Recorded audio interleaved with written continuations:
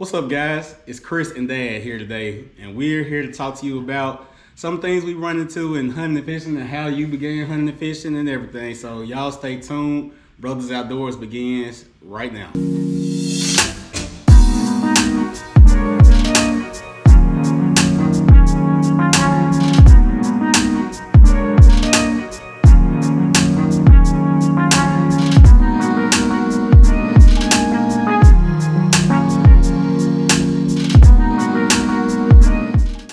So Dad, how did you get into hunting and fishing? Well, it's a story that's written in the culture about people.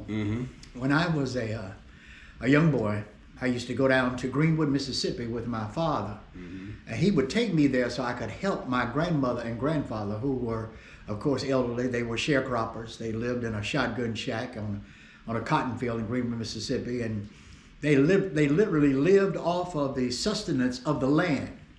I mean, that was raccoons, that was possums, rabbits, squirrels, whatever they had meat. I mean, in those days, poor black folk in Mississippi didn't go to the grocery store. And chicken was something that you didn't eat because you valued the eggs more than the chicken. So you wouldn't kill all the chickens. Right. So, you know, when folks ate a chicken, it was like a Sunday dinner or something special. So when I got there, my grandmother called me up one day, and she had an old J.C. Higgins. Now, people don't know what J.C. Higgins is. That was the firearm name for Sears, Roebuck Sears firearms. Was J.C. Higgins. You could only buy them at Sears. Oh, wow. And she had a 16-gauge pump shotgun, J.C. Higgins shotgun. And she put that gun in my hand and gave me two shells and said, go kill me 2 rabbits. Right. And bring them rabbits back because I'm going to have the water boiling and I need my rabbits. So the first time I went to hunt, I went with that J.C. Higgins shotgun, and I was out kicking bush piles and brush piles, and guess what? I brought back 2 rabbits, and that's how I started hunting. That's awesome. That's awesome. So what about fishing? How did you begin fishing? That was my mother. My mother was a registered nurse, and she grew up in the outdoors. Her father was a timberman. He worked in the sawmill. And so she was used to the outdoors. So she loved to fish. So she would literally take me fishing. It was bank fishing with a cane pole, you know, a barber cork, and either worms or crickets. Right. And we didn't buy worms. We actually dug them up those days. We'd pull back leaves with a rake and dig the worms up.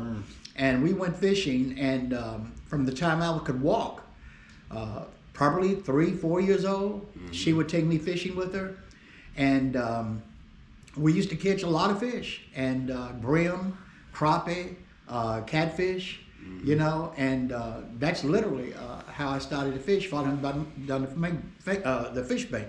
What I loved about my mama the most was sometimes she loved fishing so much, and she loved fishing with me so much, where she'd take me out of school. It'd be a weekday because she was a nurse and she had to go whatever day she was off. Right. And it might be a Tuesday, Wednesday, Thursday, Friday. She said, come on, Butch. She called me Butch.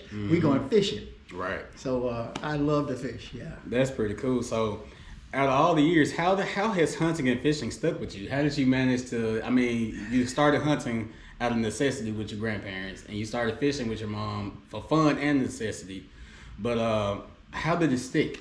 Well, it became a part of me because I liked it. Like, you know, once you get it and you start it, you can't leave it. It was addictive to me, and I remember because I loved it so much. Like most little boys, on my 7th birthday, my mother gave me a Red Ryder BB gun. Now, if you ever saw the movie Christmas Story, which you bought me one, and I bought every one of my sons a Red Ryder BB gun when they were about 6 or 7 years old. All of you, I made sure that every one of you had a Red Ryder BB gun, and that's what we started with. Yeah. And I would out hunt, and I was hunting blackbirds and anything else in the yard I could find to hunt, squirrels, whatever. I just fell in love with it. I fell in love with the lure of it. And you know, the thing that a lot of people don't understand about hunters is it's not really about the kill, it's about the hunt. Yep. Absolutely. The kill is anticlimactic. And I know they don't understand that because they think that's always the point. No, the real fun of hunting is the hunt Yep. itself, setting yourself up, outthinking the game, putting yourself in a position. All of these things, hiding, knowing how to stay still, Yep. knowing how to learn the woods, and knowing how to track, see signs. Right. That's the fun of hunting more Yeah. so than the kill. The kill is, that ends it. I mean, once That's the the kill is easiest done, thing. that's it. And for me, that's double because I like after the kill. I like Oh, yeah. going to track them, going Yeah. to find them, going to, gut them out, take Yeah. them, do whatever we're going to do. But, Right. I tell people all the time that pulling the trigger is the easiest thing you'll do. That's the easiest thing to do. And remember, as I said, that actually ends most of it. And like Yep. I said, if you love the skinning and the cleaning and the preparation and the cooking, there's a lot coming after that. Absolutely. So back to fishing. So how was it back in those days in the 50s, 60s, 70s, fishing in this area, in Memphis, Tennessee, where we've had so many social injustices and big demonstrations and marches here. How was it fishing and hunting even back then compared to now? Well, just like it was with businesses and places to go, black people couldn't hunt everywhere. We couldn't fish everywhere. As far as fishing goes, you had to know where you could fish and where you couldn't fish. My mom and I used to fish a lot on private ponds, private lakes. There were some white people who had lakes, and if you pay them $1 or $2, they'd let you fish in their pond. But mostly Mom and I fished at Akla Butler, down below the spillway. We would walk down the river and fish down there. As far as hunting goes, when I was a little boy, it was unthinkable for black men to kill deer. White men considered deer theirs. We could kill all the rabbits we wanted, all the squirrels, all the possums, all the raccoons. But deer meeting was like something that was forbidden to black men in the day, unless you killed one on your own land. Right. But black men, as a general, did not do a lot of deer hunting because deer hunting was considered big game hunting. Yeah. And I got into it actually out of high school. A friend of mine that I went to school with at Christian Brothers College, Oliver Payton, his uncle, his grandfather owned a lot of land down in Holly Springs, Mississippi, right next to Chihuahua Forest, Chihuahua National Park. And I wanted to hunt deer, and they told me I could hunt deer down there. His granddaddy was Phelan White. Everybody down in Holly Springs knew Mr. Phelan White. And Phelan literally just gave me carte blanche. I can hunt down there anytime I wanted because none of his sons or grandsons hunted deer. Oh, wow. In fact, nobody black down there hunted deer. I was probably the first one that hunted deer down there. And I remember the first deer that I killed, and I was by myself, and I killed that deer about 200 or 300 yards away from the back of the whole house. And I couldn't drag that deer that far. And I came and got Mr. White, and he got his mule. And he brought his mule down there, man, in a Kroger sack. And we laid the deer on the Kroger sack, and he had a rope tied to the Kroger sack, and that old mule pulled that deer out of there. And what's funny about that is that because of that mule, later on in years, me and you and the family, we bought a Kawasaki mule. Yep. So it's really kind of a real deja vu thing that the first deer that I killed was pulled out by a mule, and we bought a Kawasaki mule. Right. Yeah, it was tough in those days. Black folk had to know where they could go and where they couldn't go without intimidation or threats. Yeah. And even bass fishing. Emory Gordon, a good friend of mine, and I started bass fishing when we were in high school, around sophomores in high school. And we had an old Johnson 10 horsepower motor, and we'd actually tie that motor on the back of a motorcycle. He and I both had motorcycles. And we'd take rod and reels in a motorcycle and that Johnson motor and a paddle and go down to Lakeview, which is, of course, still there. It's not open now like it used to be. Now. And we put that old 10 horsepower Johnson on a John boat that we'd rent. And we'd actually go fish down motorcycles, and that's how we started bass fishing with rod and reels. And even then, white men would look at us like, "What are y'all doing with those rods and reels and those lures?" And we were bass fishing. And when we come in with bass, they'd really look at us and say, "Where y'all get those at? You didn't want to know our secrets." And we'd always lie and tell them a different place. We would never tell them. No fisherman tells where his honey hole is. Right. Absolutely. So racial tensions, do you believe that is why there aren't as many black hunters and fishermen? Absolutely. Because even turkey hunting, you'll hear about guys going rabbit hunting, you'll hear about guys going coon hunting, Right. running dogs, and anything, but you don't hear much about too many black turkey hunters, black deer hunters, black bear hunters, and you've pretty much done them all. Well, hunting is expensive. That's Yeah. number one. It becomes expensive. And then the second problem is, in these modern times, the last 20, 30 years, you got to have a place to hunt. Now, there's public land to hunt, but I have never, the only public land I've ever hunted on is Shelby Forest, which is north of Memphis, Tennessee. That's the only public land I ever hunted in my life. And that was scary. I mean, Yeah. bullets flying everywhere. You don't know who's 100 yards from you or not, and everybody's shooting high-powered rifles. So I didn't want to do that. So the next thing you got to do is find some place to hunt. Right. I tell you, I had Mr. White's land down in Holly Springs. Then you'd find other places. There was Miss Hart, who lived outside of Somerville. She let us hunt on her land. And you just find place to place to place to place where you could go and hunt safely. Then as we come along in the years, as a family, when I had become successful in life, I started leasing land. And you might remember that. Yep. I've leased as much as 500-600 acres at a time just for us to hunt on. We paid the rights to the landowner Right. to hunt exclusively on that land, meaning no one else can hunt on that land but us. I had a lease in Arkansas that y'all hunted on. I had a lease up in Brighton, Tennessee that you all hunted on. I had a lease in Chester County, Tennessee, you all hunted on. Big Buck. I had a lease at Big Buck that's down outside of Port Gibson, Mississippi. We've had leases. Now we had leases outside of Somerville, Tennessee, off Jernigan Road. So I paid for these leases that are ours to hunt exclusively. Yeah. And now we hunt on some land that a dear church member owns and allows us to hunt on that land. So so that's really and that's cost prohibitive. Yeah, duck hunting is very cost prohibitive because you got to get all those boats. You got to get boats.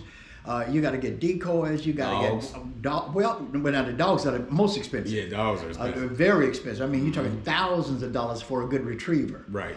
So mostly people that don't have retrievers buy the waders, and we hunt in shallow water, almost hit fish, where we can wade out in the water in our full deck waders and pick up a duck, bring him back to the duck blind. Right. And then you have to have a place to hunt. I keep saying, you have to have a place to hunt duck. And there are duck leases just like there are deer leases on water that you'll pay somebody who owns the lake or whatever to hunt on. So that's cost prohibitive. Turkey hunting, the reason I've always felt that a whole lot of black folk don't turkey hunt is because of snakes. See, turkey hunting is early spring. Right. And snakes come out in early spring. That's right. And typically snakes are very aggressive when they come out of hibernation. Especially in this area. In this area, they're extremely aggressive. And more hunters are snake bitten during turkey season than any other season. So I think snakes are, because in turkey hunting, you sit on the ground up next to a tree, you fix a little blind and you got to stay still. You put your decoys out and wait for the turkey to come, but the snake might come before the turkey. Right, and you don't see him coming. And you don't see or hear him coming. Right, that's true. So, that's why I think a lot of people don't turkey hunt. So we talked about the deer, we talked about the turkey, we talked about fishing. So how did you go from hunting deer to hunting bears? Well, there used to be a show on TV, and it was hosted by Kurt Gowdy called Wide World of Sports. And on this show, it showed these white men, big game hunters in Alaska and Africa. And about the time that I started college, I had made my mind up that as far as the racial barriers, that I want to do everything that white folks said I was not supposed to do.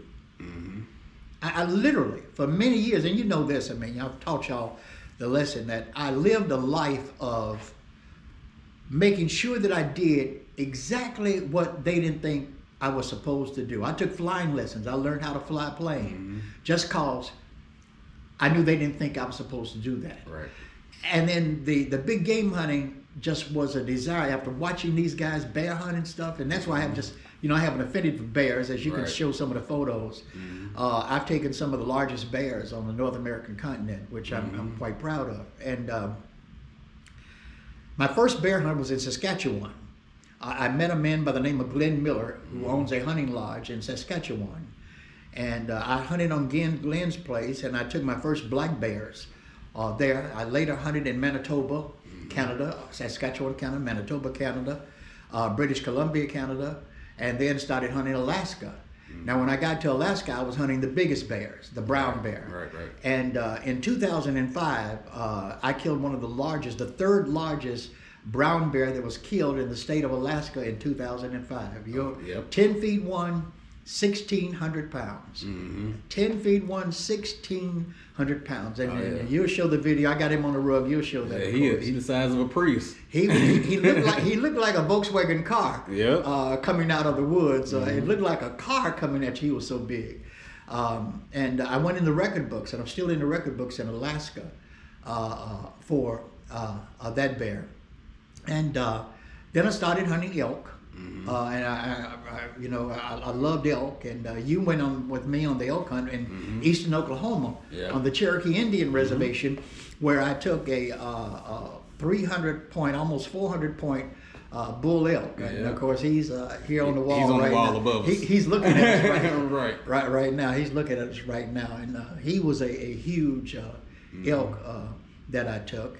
I took some other game animals. I have a stag that I took on a game farm down in Texas, and a big red stag, and he's a tremendous trophy as well. But I became this big game hunter in Memphis, and also I did TV shows. I was on ESPN. I've hunted. I think I've been on 3 different television shows where I was featured, and the uniqueness was again a black big game hunter. Right. But then the coup de grace was when I went to Africa on safari. And in Africa, I took 2 Cape buffalo, many plains animals, zebra, and it was a thrill of a lifetime to actually do the big safari hunt. I mean, literal safari with all the guys, the bearers, and living in tents, listening to the lions at night. We actually chased some lions away from the buffalo. I told that story before, how we were in these mapani trees, thick, and we were following a herd of Cape buffalo, and we broke out into an opening. And when we stepped out into the opening, my peripheral vision, caught something else move to the left of us, only about 100 yards away. And my guide touched me on the shoulder like this, and he said, "Stay still." And I turned and looked. I wouldn't stay still naturally. I looked, and it was a pride of lions, all female. Oh, wow. And they were only about 100 yards, and they're staring at us, and we're staring at them because we're both hunting the same herd of Cape buffalo.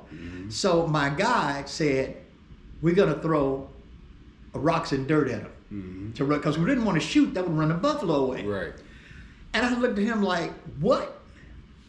He said, "Yeah, start throwing." And everybody, us and the guide and all the guys that work for the guide, these hard clumps of dirt were on the ground, not rocks, but hard, big clumps of dirt. And man, we started throwing these clumps of dirt at the lions, and the lions ran. Oh, wow. And I couldn't believe it, because everything that I ever thought about a lion was, he's the king of the jungle. Right, you know? I mean, absolutely. he's going to come and get you. But they turned around and ran. And I've told that story in sermons at the church, and I don't know how many people would believe it, because it seems so preposterous. But yes, we threw clumps of dirt at lions to run them away. So, and that's where I took my first buffalo, was in that herd after we ran the lions away. But we thought we ran them away. Guess what? The lions hid in the bushes. And we could see them sitting in the bushes watching us. They had learned that hunters would kill game with these thunder sticks, guns. Right. And they would just wait till we leave, because we always would leave entrails and things on the ground that we didn't take. Absolutely. And they'd have dinner after we left. So they sat back and just waited and let us do all the work. Speaking of dinner, you pretty much raised us to hunt and eat what we kill. How did it make you feel hunting in Africa and being able to supply a ton of meat for these villagers? Well, we were hunting in Africa as part of the Safari Club International, Hunters for the Hungry. And Tanzania, the government of Tanzania gave us special permits, tags we like to call it, to kill certain plains game and animals to feed the villagers, because in Africa, the natives, the villagers, are not allowed to kill the game because the government makes money off the hunters that come, the so-called white hunters that come. They make money off of them, and they don't want the natives to kill the game. And if the natives do, it's called poaching. And they can go to prison for life or be shot literally on the spot for killing the game. So when we went, our whole purpose was to take game and give the meat to the villagers. And so we had a group of villagers that went with us on our hunt. And they all had sacks and bags and push carts. So that when we killed something, they could run it right back to the village. And we actually supplied meat, probably enough for at least 6 months to 3 villages that I was very proud of. That's awesome. So from going fishing to with Mr. Emery and your mom and everything, what are your fishing goals ahead? Well, you know, I'm still bass fishing. We just bought a new boat, 21-foot Camus, and you know, we love our bass fishing. We love our big boats. We love our big water. Emery Gordon and I were the first black bass hunters in the area. We fished the first fisherman. Well, you hunting bass too. Fisherman, excuse me. And I remember when we fished the first bass tournament at Sardis Lake, the St. Jude tournament that they have every year. And I remember we went and registered for the tournament, and you're talking about stared at. And one white guy finally came up to us and he said, "Hi, I want to introduce myself to you." That guy was Bill Dance. That's cool. And Bill Dance encouraged Emery and I be good bass fishermen. And I never forget that. And that's one reason I've always admired Bill Dance, because he came up to us and literally broke the ice. Going forward, so do you have like a certain deer you want to hunt going forward, or oh yeah, or what's your venison goal going forward? Because I can tell you, like my ultimate dream for me would be doing a moose hunt. Like I would love to get a moose. I have not done a moose hunt. Maybe that's what me and you can do together. Okay. One day. I've always wanted to hunt moose. I've been around moose. I've seen moose tracks. I've seen moose.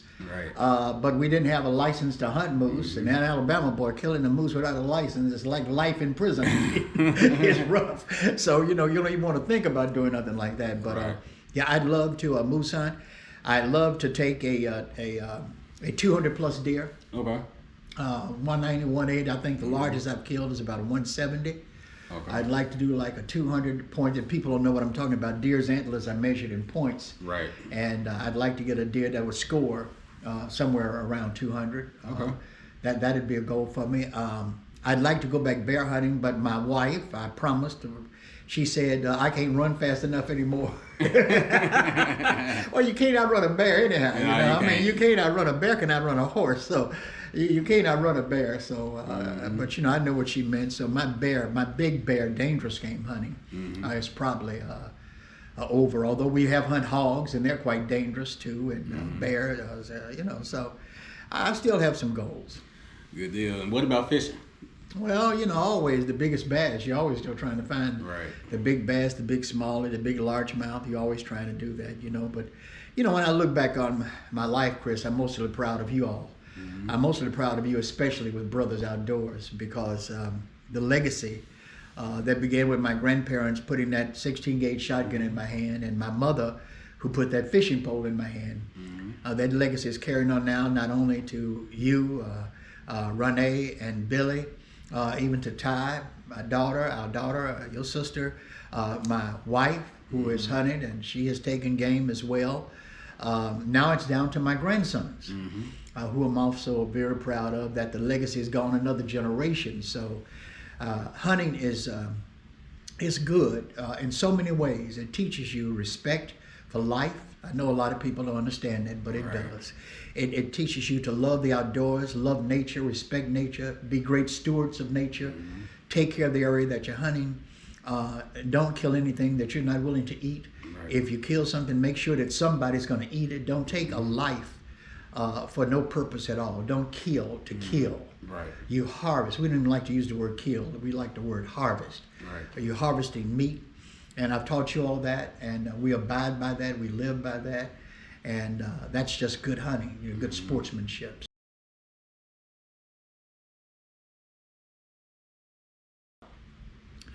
You know, this legacy thing means a lot. You and I still fish together, and of course, me and all the boys' family, we still hunt together. That means a lot to me, especially as I get older. To just know that I've taught you guys some things in life that so many people don't know. I've said many times, if one day there is no food in any of the grocery stores in America, my family I know will eat. Because I have taught you all how to harvest, how to hunt, how to fish, how to provide for yourself. It'll go right back to my grandmother, who she may have entered the doors of a grocery store 2 or 3 times a year. Oh, wow. A year. And that would usually be for something like salt or pepper seasoning, something like that. I mean, so think about it. One day it's scary, but it could happen. Yeah, it could. It could happen. So we may end up one day going back to hunting for sustenance. Yeah. Well, you definitely prepared us for that. So, I understand why it was so important, but we really enjoy this. Like, I love hunting and fishing. Like, it's like if I couldn't, I told my wife the other day, like, if I ever got to the point in life where I couldn't make a deer season, that'd probably tear me up. Yeah. That'd probably tear me up. Well, you all of y'all, you, Ronnie and Billy, both, I remember when you killed your first deer, when Ronnie killed his first deer, when Billy killed his first deer. I remember you killed your first elk. I remember Ronnie killed his first wild boar. Right. I remember Billy first killed his first fallow deer. We got those memories locked in, and they're going to be. And I remember your mama killed her first deer. I'll never forget that, So those memories are locked in, and I'm just glad that we have that kind of family, that we have that kind of love that we share, and we are an outdoors family, and I love the outdoors. You and I have fallen in love with a country song. Let's tell them about that country song. Well, we can't tell them about it because we're not licensed on YouTube. well, I tell you what, we can talk about the lyrics of the song without playing the song. Right. And the song talks about heaven. And it's for hunters. Only people who hunt and fish would recognize this. Yeah. And the Bible says that the streets of heaven are filled with gold, the streets are paved with gold, and the walls of jasper and jewels. And this guy sings a song, and he says, I like all of that, but when I die, I want to live on the outskirts of heaven. Yep. He says, I'd like to live out where there's a river, fish in the river, and woods teeming with game. Yep. While I'd love to be in the great Jerusalem, the new heaven, I'd still like to live on the outskirts. Just leave me outside where I can be in the woods. And I've fallen in love with that song, and you have too. So. Yep, that's awesome. Yeah. That's awesome. Now, I do feel like a traitor. I gotta tell you, I feel like a traitor. I'm switching my boat over from bass to crappie. Yeah.